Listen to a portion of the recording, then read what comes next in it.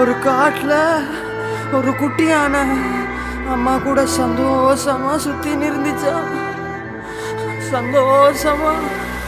ആകാശത്തൊരു താരകമില്ലാതായി പോയാൽ ആരറിയാൻ? ഒരു 100 കിളികളിൻ കൂട്ടത്തിൽ ഒരു ചിറകിൻ വേദന ആരറിയാൻ? 100 പൂക്കളിൻ തോട്ടത്തിൽ ഒരു കളയിൻ കഥ അത് ആർ പറയാൻ? ജീവിതമെന്നൊരോട്ടത്തിൽ വീണുപോയവരെ ആര് നിലയ്ക്കാൻ?